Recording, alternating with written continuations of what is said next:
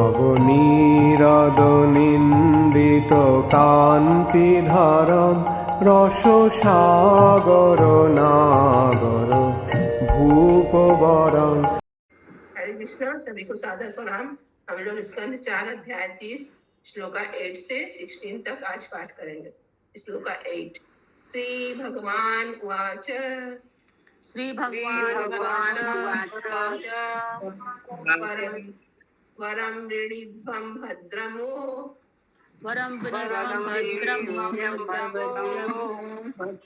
युवं मे नृपनन्दनाः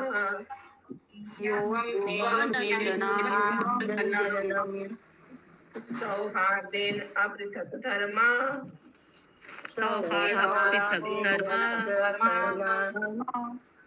तुष्टोऽहं सौहृदेन वा।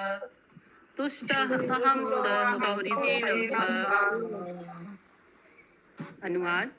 पूर्ण पुरुषोत्तम भगवान ने कहा, हे राजपुत्रों, मैं तुम लोगों के परस्पर मित्रता पूर्ण संबंधों से अत्यधिक प्रसन्न हूँ। तुम सभी एक ही कार्य भक्ति में लगे हो। मैं तुम लोगों की मित्रता से इतना अधिक प्रसन्न हूँ कि मैं तुम्हारा कल्याण चाहता हूँ। अब तुम जो वर चाहो मांग सकते हो।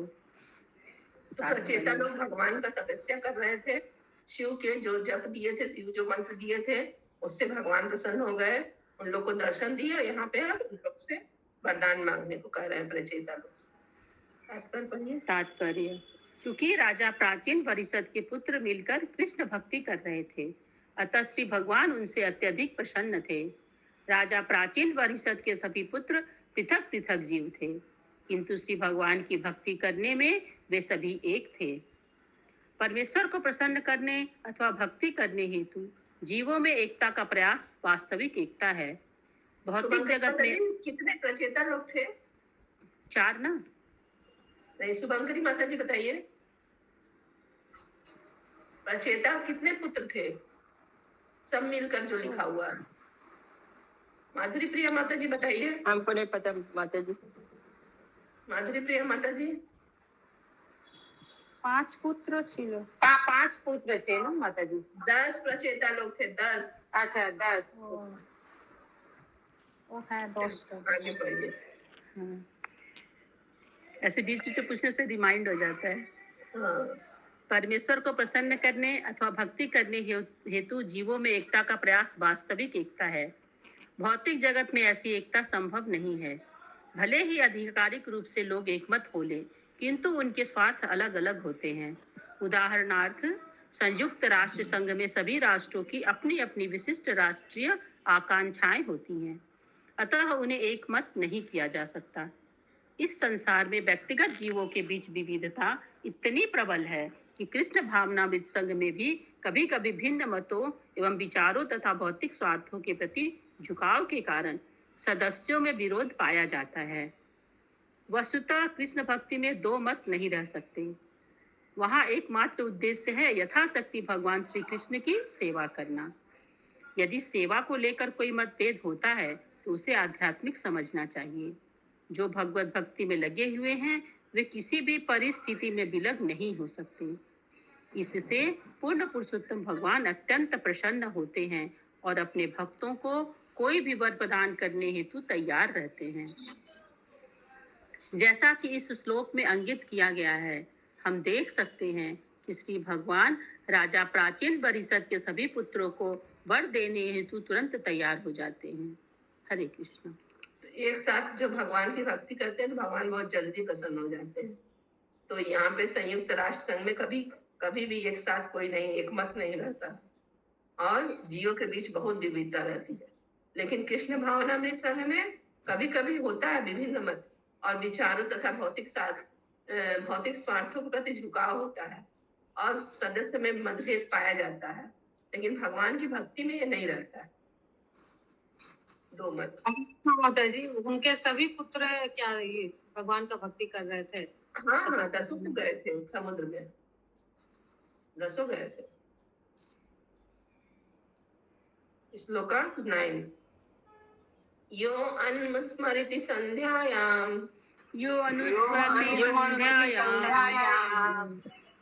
युष्मान् अनुनिदिनं नरः युष्मात् अनुवर्तिनं नरः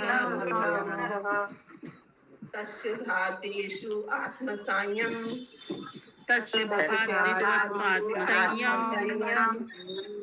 तथा भूतेषु शोहितम्। तथा भूतेषु। अनुवाद।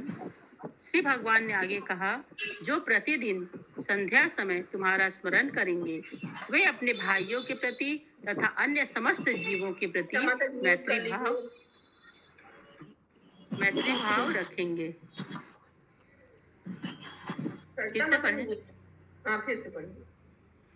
श्री भगवान ने आगे कहा, जो प्रतिदिन संध्या समय तुम्हारा स्मरण करेंगे वे अपने भाइयों के प्रति तथा अन्य समस्त जीवों के प्रति मैत्री भाव रखेंगे। हरे भगवान उनको माता जी प्रचेता लोग का स्मरण करेंगे।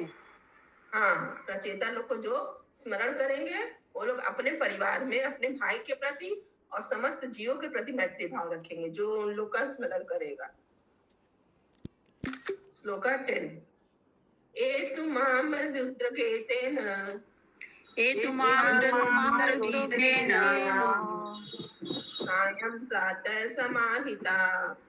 सायं प्रातः समाहिता स्तुवन्ति अहं कामवरान्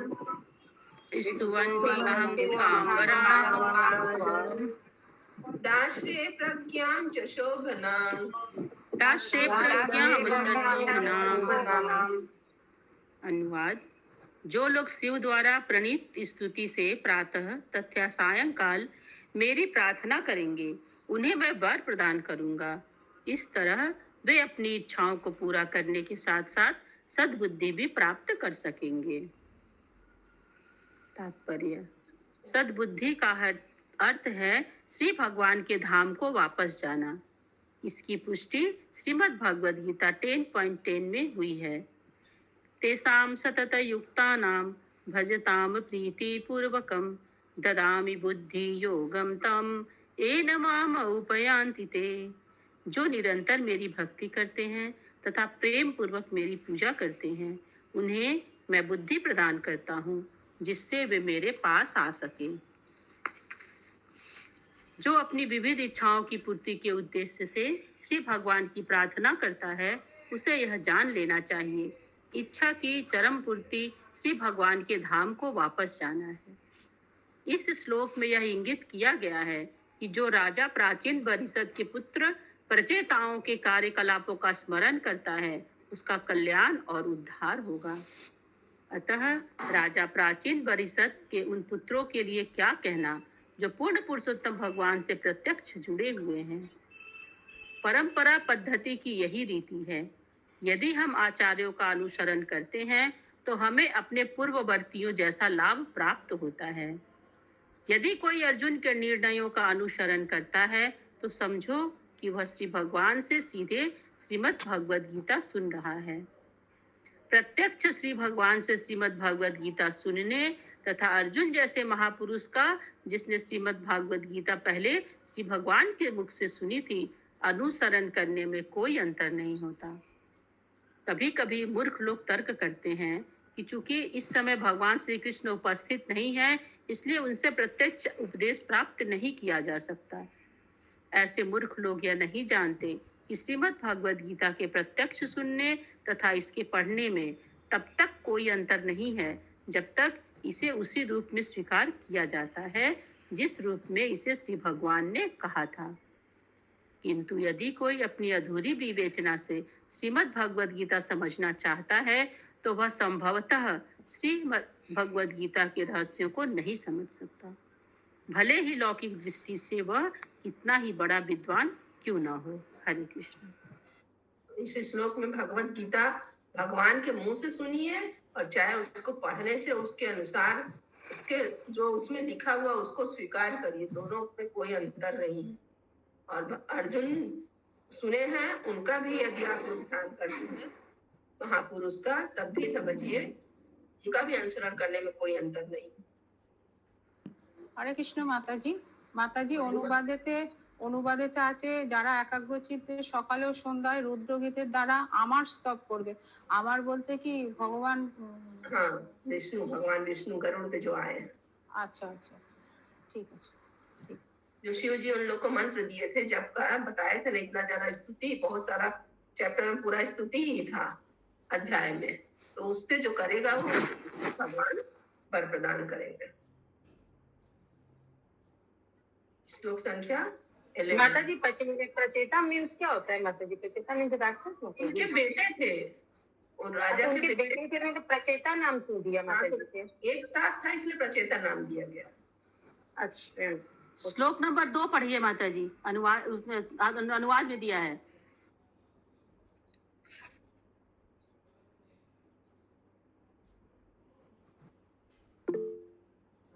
वो तो पुत्रों के लिखा है, वही तो है, राजा महेश के पुत्र थे, उन्हें ही प्रचेता। प्रचेता पूछ रही है ना, कौन थे, वही बता रहे हैं कि प्रचेता के बारे में लिखा है। राजा के पुत्र थे, उन्हें एक साथ थे, इसलिए उन्हें प्रचेता कहते हैं। श्लोक संख्या 11। यदि युवं पितुर आदेशम अग्रहिष्ट मुदा अन्विता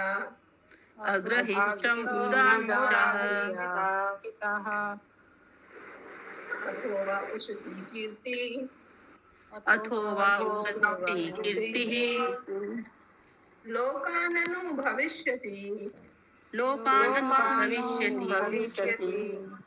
अनुवाद, चूंकि तुम लोगों ने अपने अंतःकरण से प्रसन्नता पूर्वक अपने पिता की आज्ञा अत्यंत श्रद्धा पूर्वक शिरोधार्य की है और उसका पालन किया है, अतः तुम्हारे आकर्षक गुण संसार भर में सराहे जाएंगे। तात्पर्य, चूंकि जीव पूर्ण पुरुषोत्तम भगवान का भिन्नांश है, अतः उसे थोड़ी सी स्वतंत्रता प्राप्त है। कभी कभी अल्प बुद्धि व्यक्ति पूछते हैं कि यद्यपि सभी जीव पूर्ण पुरुषोत्तम भगवान के अधीन हैं, किंतु मनुष्य को कष्ट में क्यों रखा जाता है? अति अल्प स्वतंत्रता प्राप्त होने से जीव चाहे परमेश्वर की आज्ञा का पालन करे अथवा उल्लंघन कर दे। यदि वह आज्ञा पालन करता है तो सुखी रहता है, और यदि नहीं करता तो दुखी होता है। अतः जीव स्वयं सुख या दुख को जन्म देता है। परमेश्वर किसी पर इन्हें लादते नहीं। परमेश्वर ने प्रचेताओं की प्रशंसा की क्योंकि उन्होंने अपने पिता की आज्ञा श्रद्धा पूर्वक शिरोधार्य की थी। फलतः श्री भगवान ने राजा प्राचीन परिषद के पुत्रों को आशीर्वाद दिया। हरे कृष्ण। तो सुख दुख अपने कर्म से ही मिलता है, भगवान किसी को नहीं देते हैं। किसी का कोई क्वेश्चन है? हरे कृष्णा माता जी। हाँ बोलिए मत। हाँ, बोले जो प्रचेताओं को बोला गया कि ध्यान करना चाहिए, उससे फैमिली में नहीं होता है सब चीजें से, तो क्या उन लोग का पूजा किया जाता है कि बस ऐसे ध्यान स्मृति करने बोला जा रहा? वही तो लिखा पाठ ध्यान स्मृति करने, प्रतिदिन संध्या समय जो उनका स्मरण करेगा, स्मरण करिए। स्मरण करना मतलब कि पता चलता है कि मतलब उन भाइयों में कितना प्रेम था। हाँ। तो वैसे इंसान अपने जीवन में उतारेगा कि हमारे में भाइयों में प्रेम होना चाहिए। स्मरण करने से ही प्रेम आ जाएगा उन लोग को। हाँ, वही मतलब स्मरण करने से प्रेम तो उनका कार्यकलाप याद आएगा। हाँ। स्मरण मतलब याद करना, भगवान को याद करना। हाँ। भगवान को नहीं, वही प्रचेता लोग को स्मरण करिए। प्रचेता लोग ऐसे थे। अच्छा। श्लोका 12। भविता विश्रुतो पुत्रो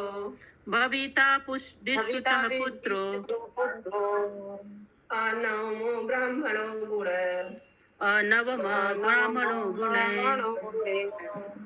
य एताम आत्मवीर्येण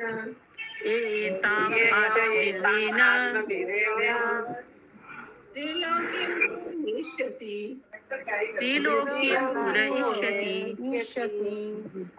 अनुवाद, तुम सबको एक उत्तम पुत्र प्राप्त होगा जो ब्रह्मा से किसी भी प्रकार न्यून नहीं होगा। फलस्वरूप वह सारे ब्रह्मांड में अत्यंत प्रसिद्ध होगा और उससे उत्पन्न पुत्र तथा पौत्र तीनों लोकों को भर देंगे।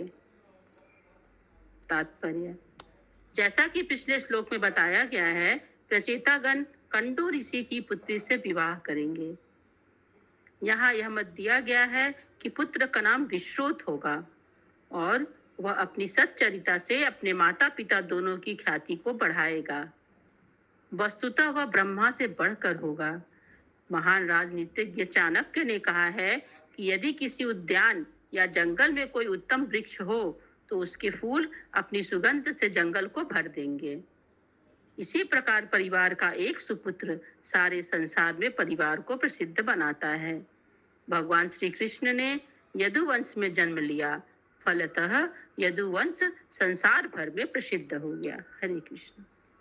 तो उनका पुत्र एक ही पुत्र हुआ, पुत्र का नाम विश्रुत हुआ और इतना अच्छा उनका चरित्र था कि पूरा ख्याति माता पिता का बढ़ गया और ब्रह्मा जी से भी वो बढ़कर हुआ। इस तरह भगवान कृष्ण ने जन्म लेके यदुवंश का नाम कर दिया। माता माता जी जी तो मतलब दसों को पुत्र हुए एक कि मतलब एक को ही एक पुत्र हुए माता जी? एक ही को इसमें तो एक ही पुत्र का हाँ, तो एक ही से मतलब सब सबका नाम हुआ। अब ये तो नहीं लिखा माता जी कि एक ही से देखिए सिवा ऊपर तो लिखा है माता- माता जी अनुवाद में, देखिए तुम सबको एक एक मतलब सबको बोले एक एक पुत्र होगा और नीचे में सिर्फ नहीं। एक ही पुत्र का वर्ण किया नहीं गया। नहीं नहीं, तुम सबको एक उत्तम पुत्र होगा एक पुत्र होगा। हाँ और एक राजा सबको कंडू की मिला के पुत्री भी एक पुत्र है। होगा। अच्छा मतलब जो- सब दसों को मिला के खाली एक ही पुत्र होगा उनका। हाँ, और पत्नी भी एक ही है। पत्नी भी एक ही है, कंडू ऋषि की पुत्री। दसों की एक ही पत्नी रहती है, 10 प्रेतताओं में क्या एक ही जन विवाह किया ना? एक ही पत्नी। पता नहीं है इतना कैसे पता डिटेल नहीं माता जी। दिया है। हाँ, कोई क्लियर नहीं है कि एक ही जन विवाह किया ना। ये आगे देखिए, आगे पता चलेगा। श्लोका 13 कंडो प्रमलोचया लब्धा कंडो प्रमलोचया लब्धा कन्या कमललोचना कन्या कमललोचना ताम चाप विद्धाम जगृहु ताम विद्यां जगृहुः भूरुहान नृपनंदनाः भूरुहानंदनः। अनुवाद।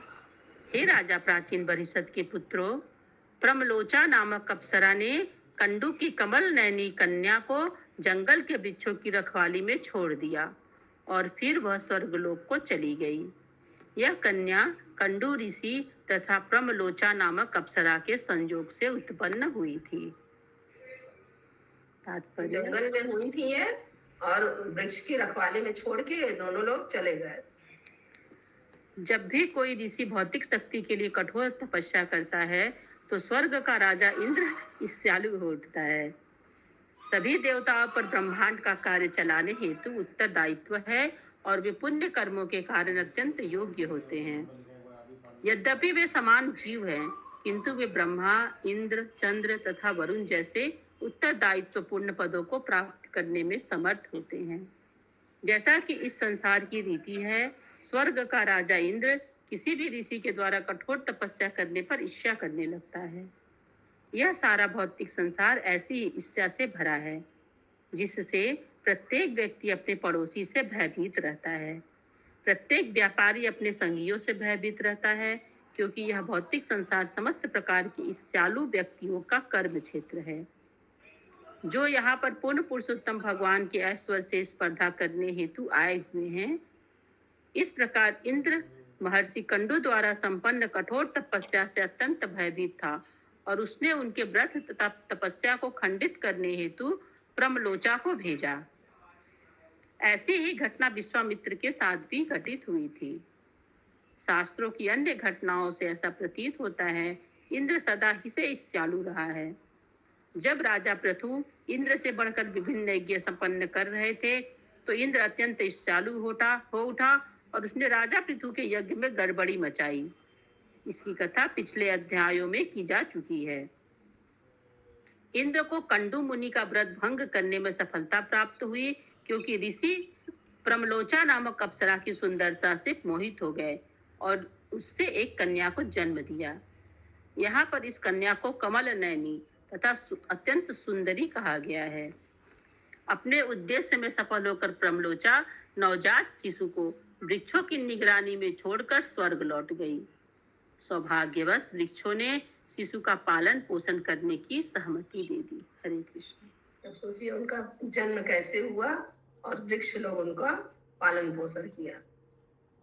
हमको लगता है एक ही प्रचेता से शादी हुआ था, 10 से नहीं हुआ होगा, क्योंकि सिर्फ द्रौपदी का विवाह हुआ था 5 लोग से, तो पूरा महाभारत हो गया, तो 10 प्रचेता से शादी नहीं हुआ होगा। श्लोका 14। क्षुद्र क्षमाया मुखे राजा,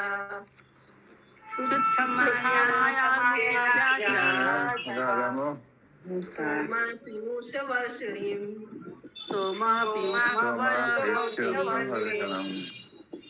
देशनी गोदमाया मानाया,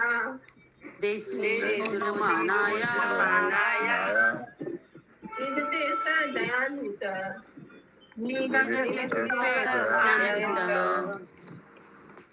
अनुवाद। तत्पश्चात वृक्षों के संरक्षण में रखी गई वह बालिका भूख से रोने लगी। उस समय वन के राजा अर्थात चंद्रलोक के राजा ने दयावश अपनी अंगुली तर्जनी शिशु के मुख में रखी, जिससे अमृत निकलता था। इस प्रकार उस शिशु का पालन पोषण राजा इंद्र की कृपा से हुआ। राजा चंद्र की कृपा से। अच्छा, राजा चंद्र की कृपा से हुआ। तात्पर्य।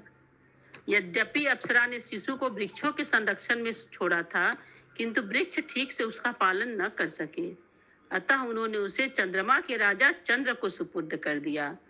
तो चंद्रराज ने शिशु की भूख को शमित करने हेतु उसके मुख के भीतर अपनी उंगली डाल दी।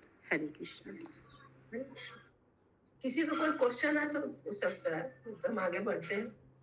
श्लोका 15।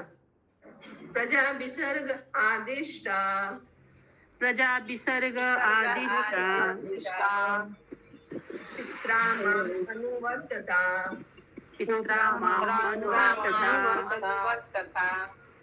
तत्र कन्यां वरारोहाम, ताम उद्वहत माम चिरः,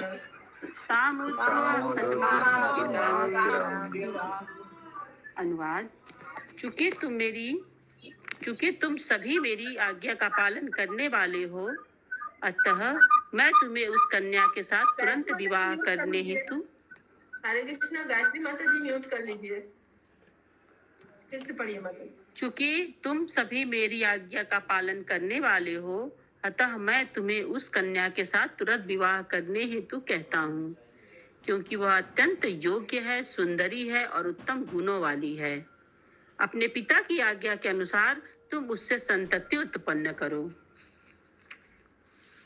तात्पर्य। सभी प्रचेता न केवल पुण्य पुरुषोत्तम भगवान के महान भक्त थे, अपितु वे अपने पिता के आज्ञाकारी भी थे। अतः श्री भगवान ने उन्हें प्रमलोचा की पुत्री के साथ विवाह करने की आज्ञा दी। हरे कृष्ण। अंतिम श्लोक 16। अपृथक धर्मशीलानां,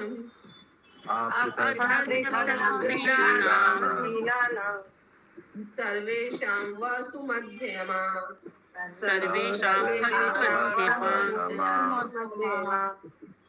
अपृथक धर्मशीलेयं,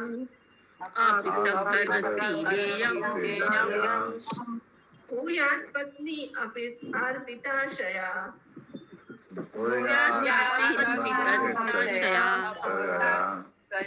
अनुवाद। तुम सभी भाई भक्त तथा अपने पिता के आज्ञाकारी पुत्र होने के कारण समान स्वभाव वाले हो। यह लड़की भी उसी तरह की है और तुम सबके प्रति समर्पित है।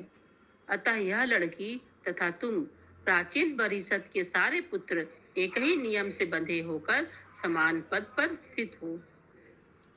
तात्पर्य। वैदिक नियमों के अनुसार कोई स्त्री एक से अधिक पति वाली नहीं हो सकती, किंतु पुरुष कई पत्नियों वाला हो सकता है। किंतु विशेष उदाहरणों में स्त्री के भी एक से अधिक पति हो सकते हैं।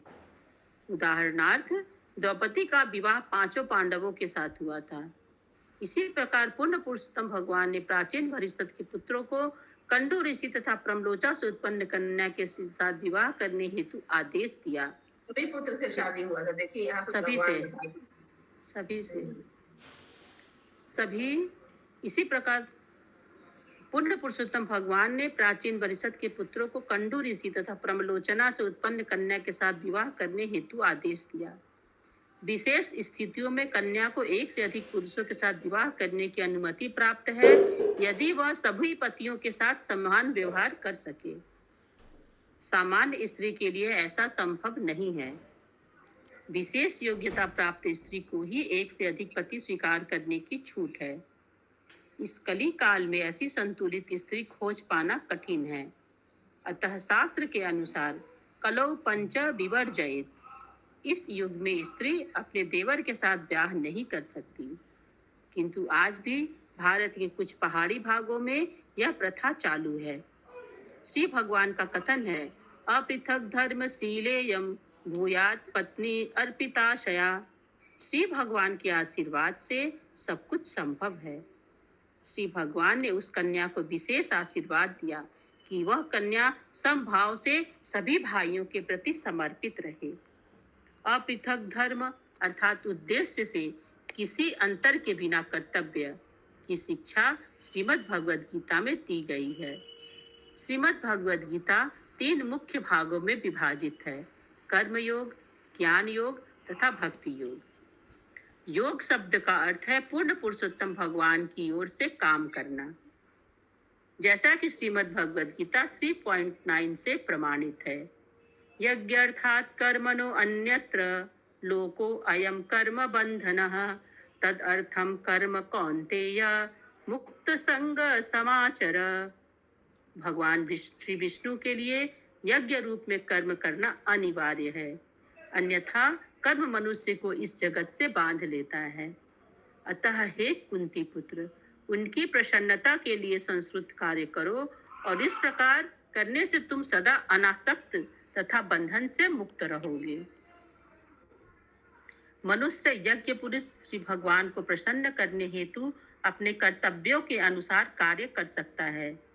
यही अपृथक धर्म कहलाता है। शरीर के विभिन्न अंग भिन्न भिन्न प्रकार से कार्य कर सकते हैं, किंतु मूल उद्देश्य तो भगवान को प्रसन्न करने हेतु कार्य करे। तो हम देखेंगे कि हम सबको प्रसन्न कर रहे हैं। हमें प्रचेताओं का अनुसरण करना चाहिए, जिनका एकमात्र उद्देश्य परमेश्वर को प्रसन्न करना था। यही अपृथक धर्म कहलाता है। श्रीमद् भगवद गीता 18.66 के अनुसार सर्वधर्मान परित्यज्य मामेकम शरणं व्रज। सभी प्रकार के धर्मों को त्याग कर मेरी शरण ग्रहण करो। भगवान श्री कृष्ण का यही उद्देश्य है। हमारा एकमात्र उद्देश्य श्री भगवान को प्रसन्न करना होना चाहिए। यही एकत्व या अभिन्नता अथवा अपृथक धर्म है। हरे कृष्ण। हरे कृष्णा। श्रीमद् ग्रंथ भागवतम की जय। जय जय जय। जय।